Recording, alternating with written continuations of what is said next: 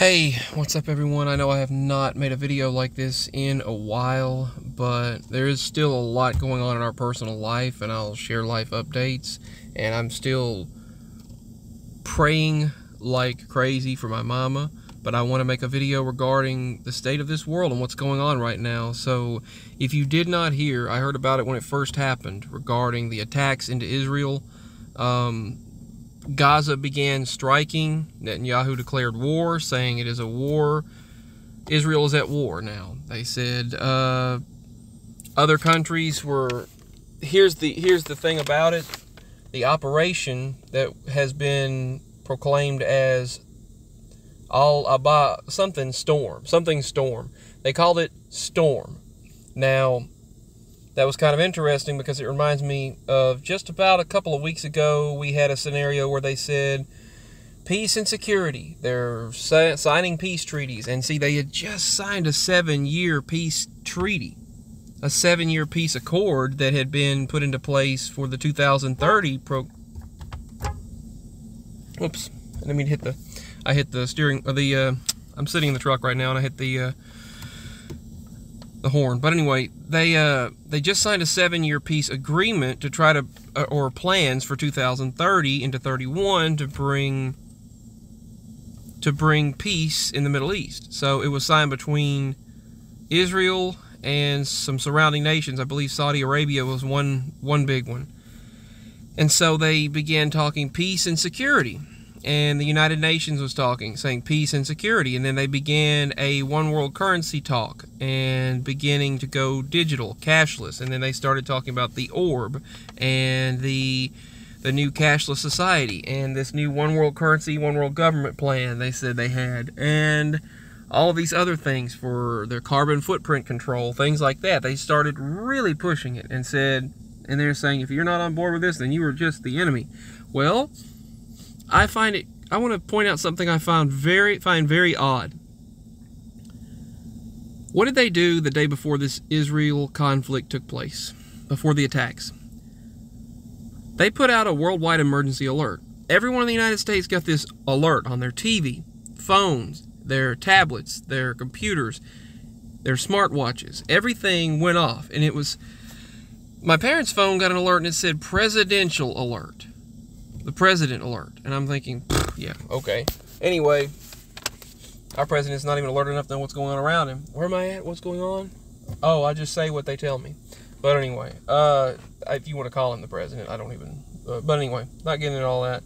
The thing is, I've been wanting to make one of these videos for so long about what's going on, but there's been so much in my personal life. There's been much more important things to deal with, as you all know. But I wanted to get into it because I felt like it was so significant. I felt like this was such a significant event, I needed to share it. I find it interesting that no one could put this together, that they had a test, an emergency test in Israel the day before this attack, or during this attack, whatever, and it was during a Jewish holiday. They said no one had their phones on. A lot of people had their phones off in Israel. From what I heard on social media, I heard people say, I think it was Reuters even posted that they said that Israelis had their phones off during a certain period of time because of the fear, because of the emergency alert they were going to send out. They were afraid something was going to go out that was dangerous. So Israelis didn't get warned. Jewish people did not get warned that there was an attack happening. So they said that was convenient. Well, why would the day before this attack, unless it was planned, they have a worldwide alert? I mean, Russia did it. Russia had just put out worldwide. Let me show you. Okay, 3 days ago, Russia holds nationwide emergency drills. U.S., Russia, and other countries, even China, from some people who have spoken to me, said that they tested as well. Russia tested their emergency alert systems on the same day as the nuke tensions grew. They claim the nuclear tensions are growing, so U.S. and Russia decided to go ahead and alert their people.